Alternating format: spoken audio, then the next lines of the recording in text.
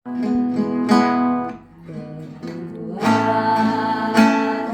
di hidupku, ku dapat dalam Yesus.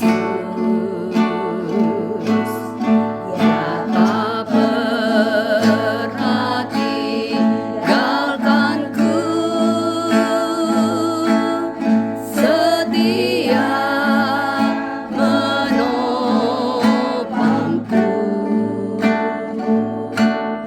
berseru berharap dalam Yesus. Kau Tuhan penuh kuasa, sanggup pulihkan keadaanku. Dalam tangan-Mu seluruh hidupku tak akan goyah selamanya.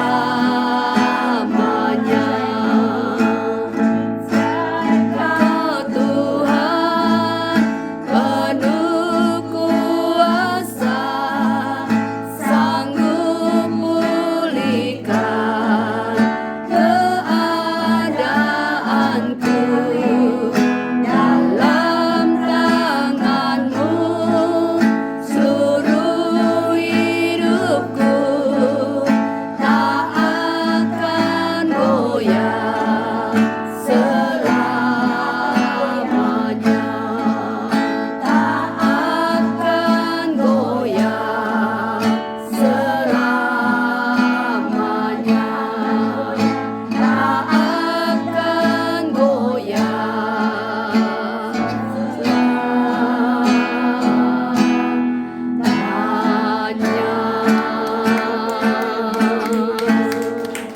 Tuhan, sebentar kami mendengarkan firman, berfirmanlah kepada kami. Terima kasih Bapa. Haleluya. Amin. Shalom. Saya mau bersaksi ya.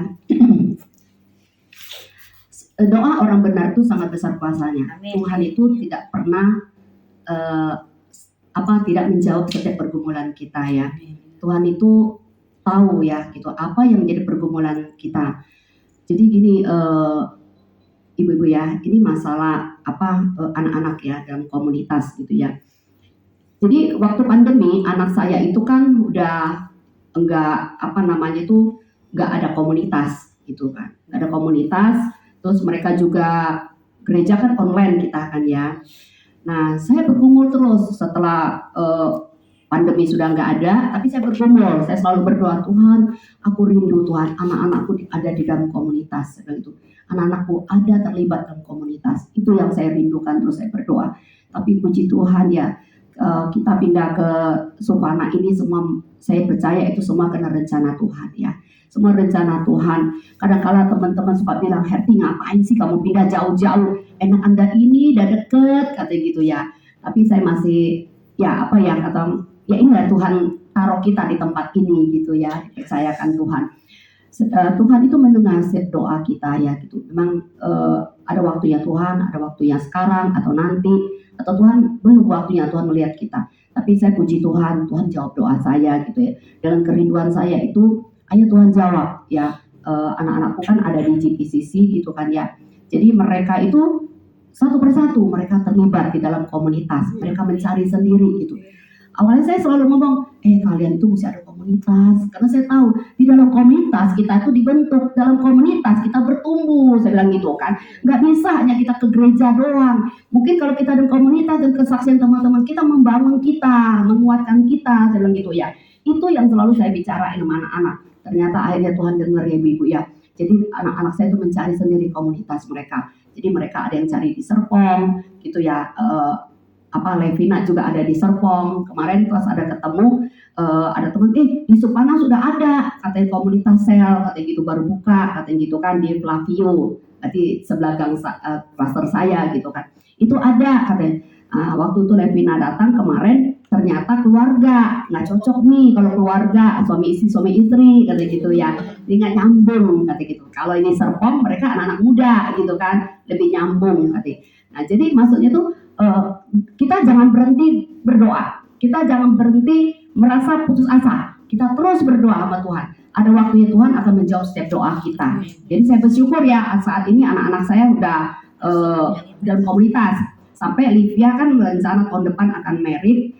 Jadi pacarnya itu masih DKI gitu, tapi dia sudah GPCC, belum mau dibaptis gitu ya. Tapi semua jalan Tuhan gitu ya. Kemarin minggu mereka dibaptis, jadi Stephen dibaptis minggu kemarin, karena dia kan mau harus belajar ikut pranika gitu kan, jadi harus dibaptis gitu kan. Nah saya bersyukur gitu, maksudnya tuh ya sebenarnya kan Stephen itu udah lama sekali GPCC gitu ya, sejak pacaran Olivia udah GPCC, tapi nggak mau tergerak untuk dibaptis gitu kan, baptis air gitu kan. Mereka sih kalau GKI kan sudah ada baptis percik gitu kan. Tapi saya bersyukur dengan adanya dia mau rencana menikah, jadi harus lebih baptis dan lagi terlibat dalam komunitas gitu kan. Kalau nggak tuh mereka udahlah nanti aja gitu kan ya. Tapi saya bersyukur ya, dengan adanya komunitas itu kelihatan mereka pasti bertumbuh gitu ya. Nah di situ mereka kemarin dia dibaptis gitu. Saya bersyukur, saya percaya itu Tuhan mendengar, Tuhan menjawab setiap doa-doa yang kita gumulin gitu.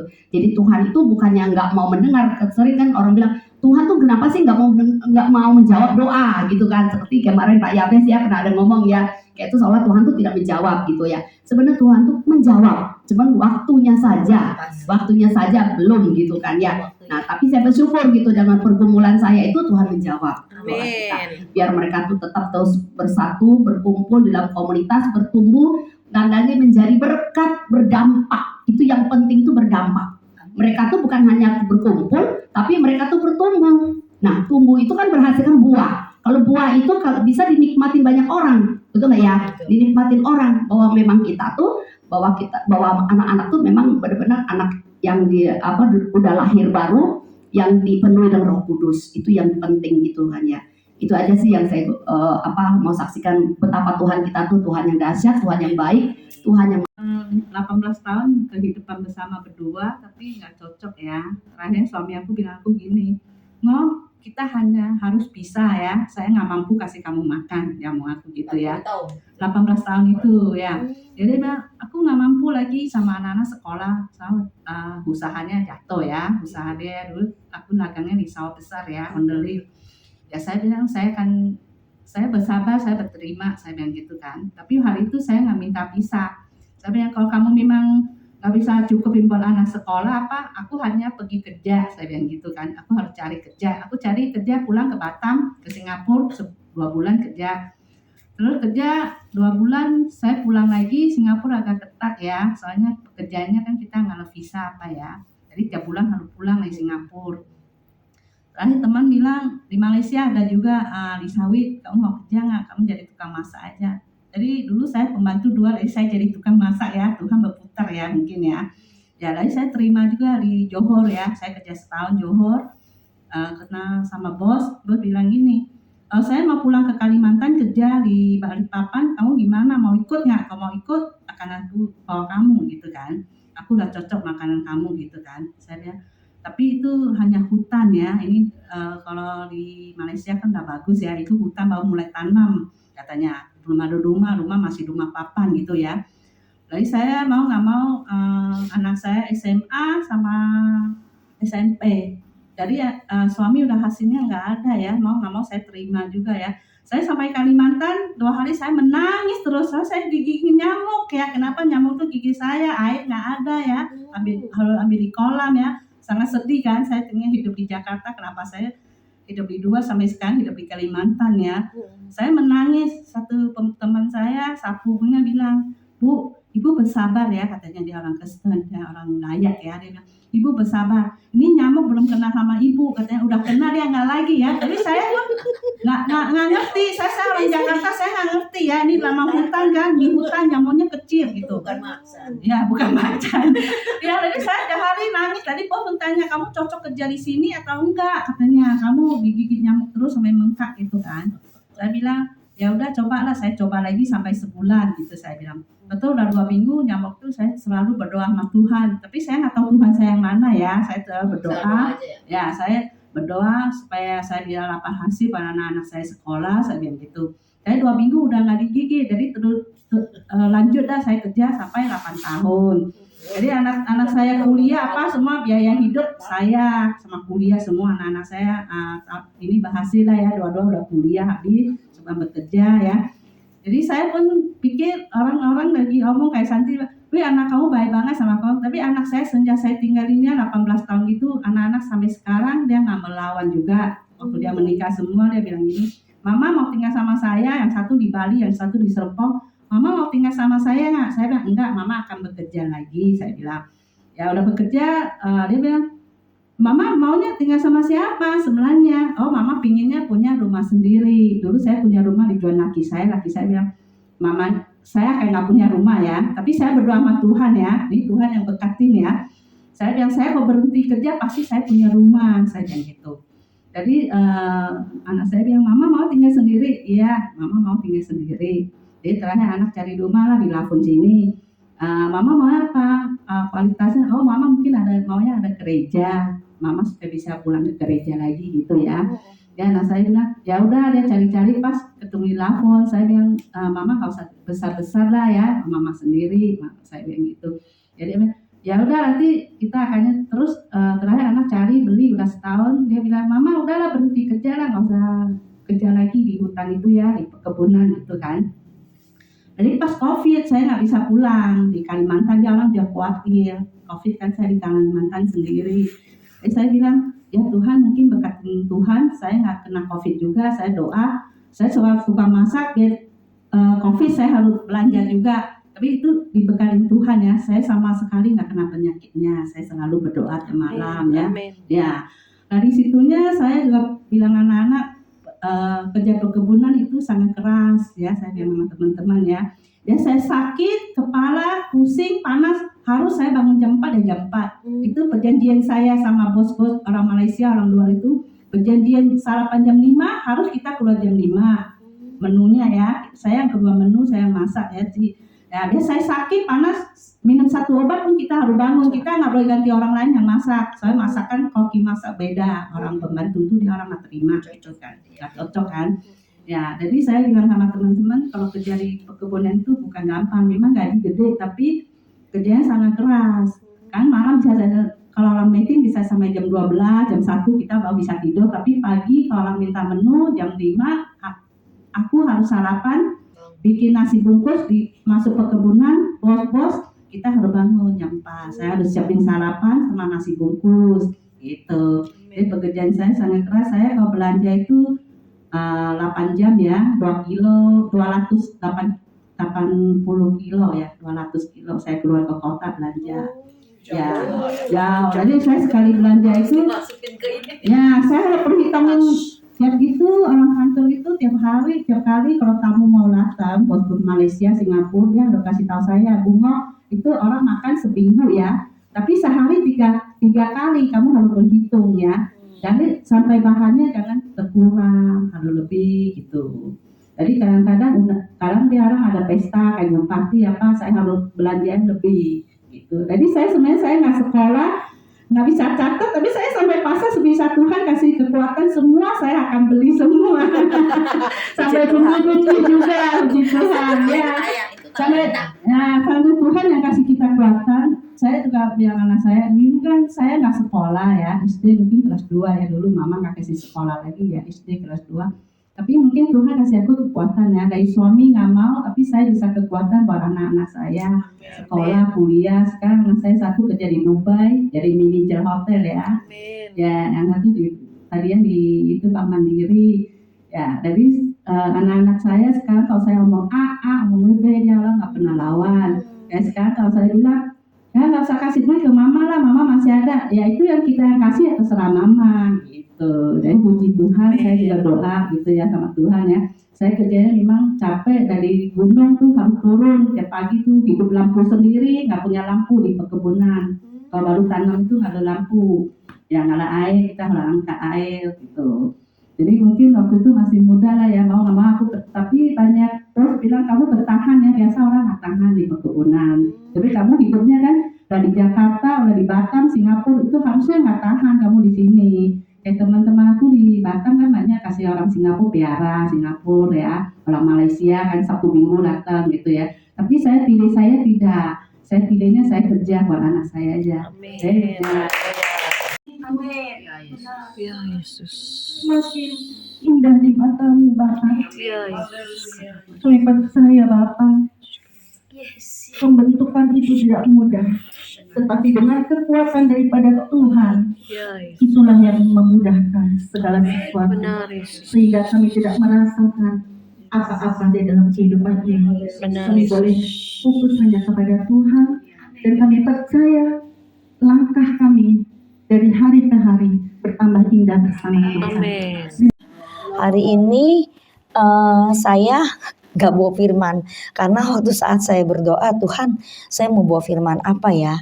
Tadinya saya mau bawa firman tentang doa syafaat, tapi gak tahu saya diingetin baca Mazmur 103, pujilah Tuhan hai jiwaku.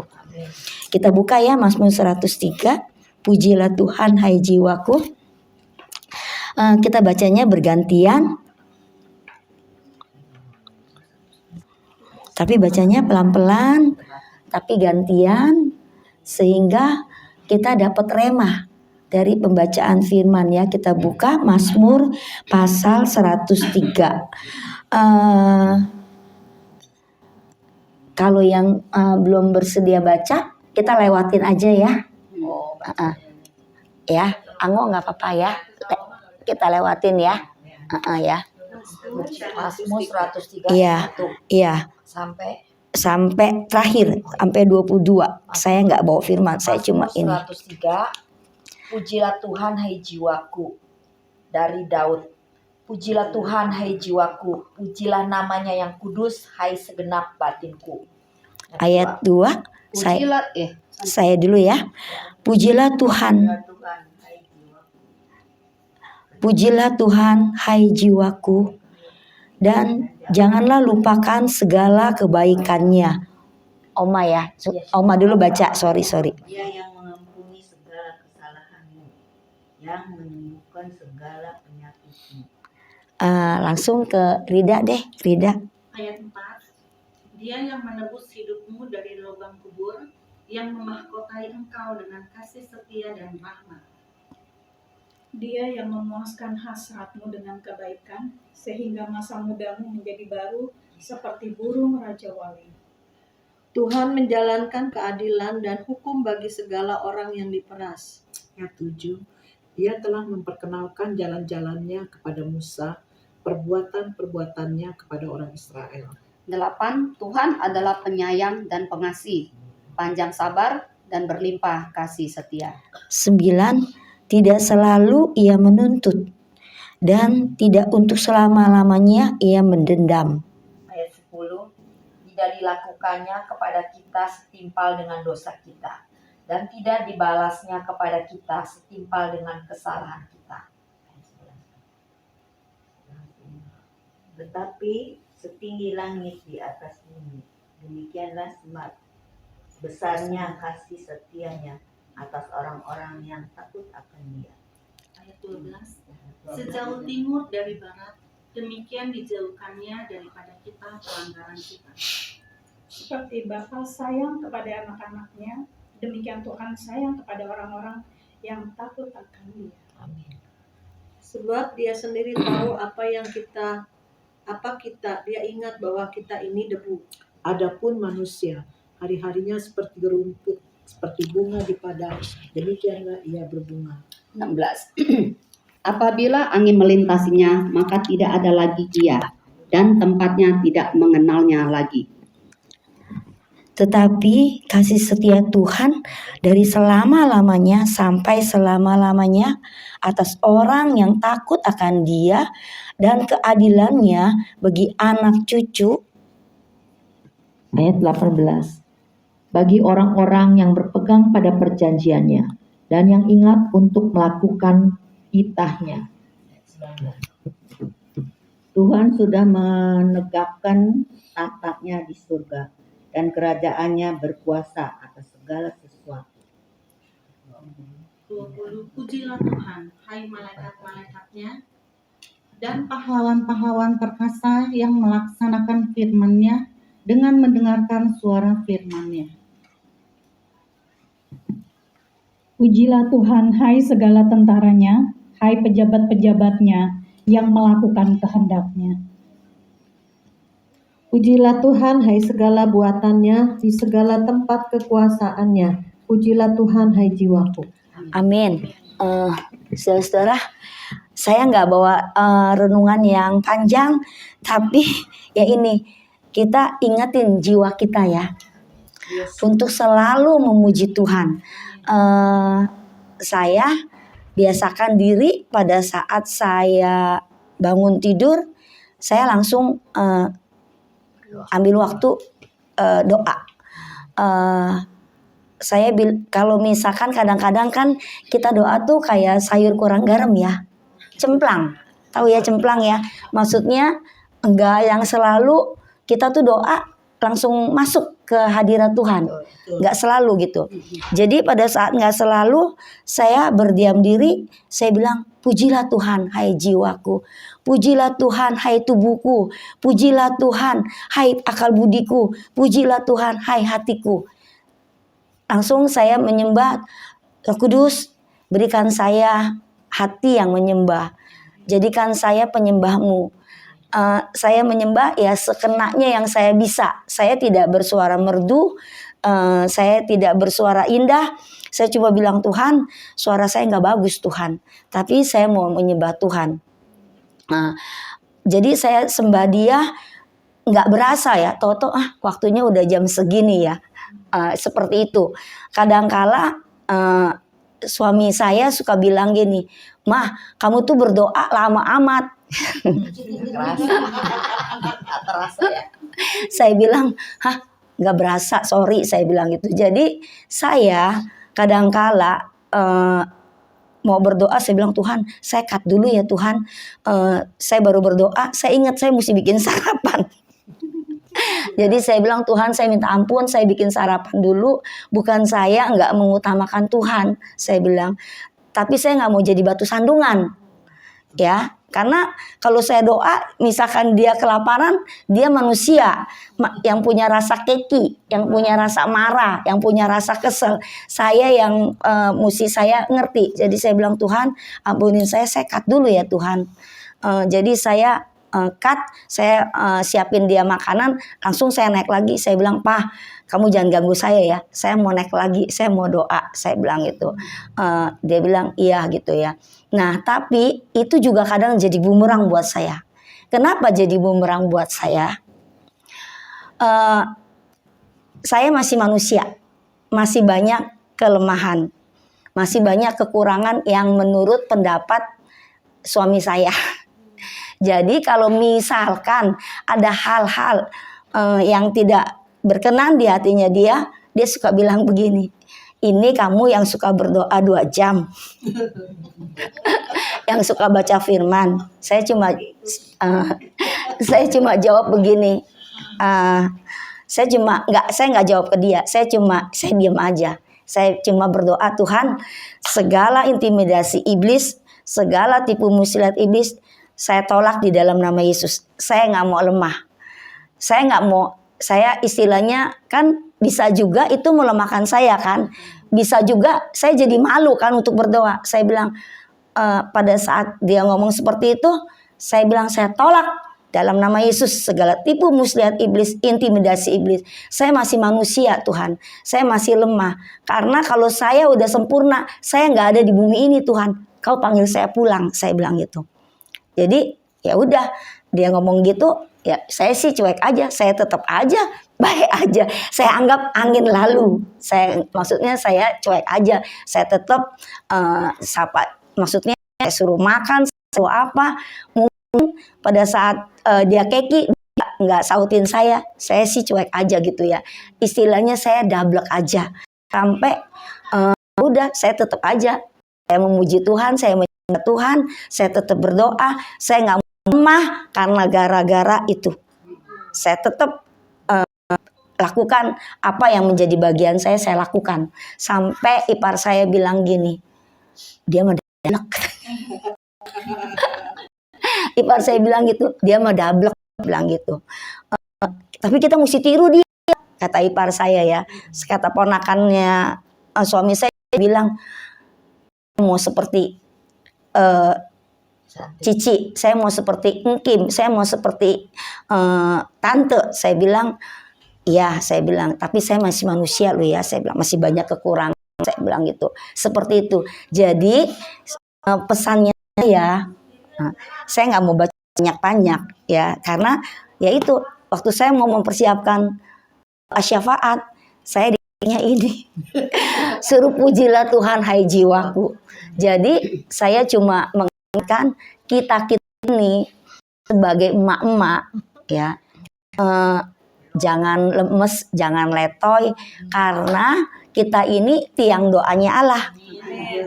Kita ini penjaga, bukan penjaga, ini penjaga rumah kita ya. Kita bisa berharap seperti firman Tuhan, suami itu imam ya. Tapi saya tetap doain, Tuhan suami saya imam bagi saya. Tapi misalkan dia lemah, ya kita harus maklumin, dia juga manusia yang masih banyak kekurangannya. Jadi saya cuma mikir, ya udahlah, dia lagi lemah. Jadi mungkin kata saya yang mungkin biasa, tapi membuat dia marah gitu. Jadi saya coba bilang, ya maaf ya Pak, maaf ya Pak, kalau saya kata-kata saya mungkin gak enak buat kamu gitu, saya minta maaf. Seperti kayak kemarin ya, saya cuma ngomong begini. Itulah bagusnya jadi orang dablek. Berarti harus dablek ya? Saya jadi orang dablek. Jadi saya kan, suami saya kan hobi nyanyi ya, dia tuh hobi banget. Jadi tuh dia nyanyi dari pagi sampai pokoknya sampai lama, sampai malam dia nyanyi. Nah kalau misalnya suara dia sih bagus, memang suara dia bagus gitu kan. Jadi kalau dia nyanyi dia nggak pakai begini, tapi pakai mic, pakai speaker gitu. Saya bilang, Pak pelan-pelan, malu sama tetangga, bilang gitu kan. Saya bilang gitu, pelan-pelan, malu sama tetangga. Rupanya kata-kata saya bikin dia kesel ya. Enggak, kalau saya benar, saya percaya tetangga senang. Tapi kalau lagunya lagu rohani, tetangga depan rumah saya itu Muslim. Nah di sebelah sana Buddha, di sebelah situ saya nggak tahu, entah itu Muslim, entah itu Kristen, dan nggak ngerti. Di sini saya ya, tapi istrinya itu bilang, saya senang banget pujian. Iya, saya merasa bersemangat gitu ya. Tapi kita juga mesti nikmat. Soalnya saya lihat apa nggak tahu perasaan saya pas saya buka pintu itu pintunya itu ditutup. Oh berarti buat hadiratnya. Yang depan rumah ditutup pintunya. Jadi wah, dia mungkin pujiannya enggak sesuai itu, jadi dia tutup pintu. Sampah suaranya pelan di depan tutup pintu gitu. Pelanan saya bilang gitu. Rupanya suami saya kesel kali dengan omongan saya ya. Jadi dia langsung dia diam, tapi saya dapat aja. Saya belakang nggak tahu gitu. Bilang waktu itu saya ngomong apa ya? saya ngomong aja gitu. Lama-lama juga dia akhirnya tahu nih, wah dia marah nih saya ngomong begitu ya. Tapi ya udah saya dablekin, maksudnya saya dablekin diri, udah saya ngobrol aja. Akhirnya suami saya nggak jadi marah. Itulah ya saudara-saudara ya, jadi kita harus memuji Tuhan, tapi juga kita harus berhikmat ya, karena nggak semua lingkungan yang demen gitu. Nah kalau yang sebelah dia senang, saya bilang dia senang. Saya orangnya tuh kalau ngomong dia mau memuji Tuhan, suami saya semangat, tapi yang depan Kalau musik kan depannya lagunya lagu beda dong. itu yang sudah ya seperti itu ya. Jadi saya mau mengingatkan kita emak-emak, kita memuji Tuhan ya, kita puaskan Tuhan dengan ini kan malaikat-malaikat Tuhan aja memuji Tuhan ya. Jadi pada saat kita tertekan, pada saat kita lemah, saat kita merasa gimana ya, kita puji Tuhan, itu ada kekuatan baru dalam diri kita gitu. Kita merasa dikuatin, merasa diperbaharui, itu yang kita alamin. Jadi mungkin kita merasa aduh gimana ya, gitu ya. Tapi pada saat rasa nggak enak, Tuhan saya memuji Tuhan, walaupun suara saya serak sember, saya tetap memuji Tuhan. Saya bilang gitu ya, seperti itu ya. Itu aja saya. Jadi pesannya kita sebagai umat Tuhan, Tuhan nggak pernah lihat suara kita. Yang Tuhan mau hati, pujian dari dasar hati. Itu yang membuat kita banget ya untuk menjalani kehidupan kita ya sebagai emak-emak ya. Sebagai emak, satu lagi pesannya itu yang tadi saya bilang, kita adalah menara doanya keluarga. Kita adalah kubu doanya keluarga. Kita adalah penjaga keluarga. Terima kasih.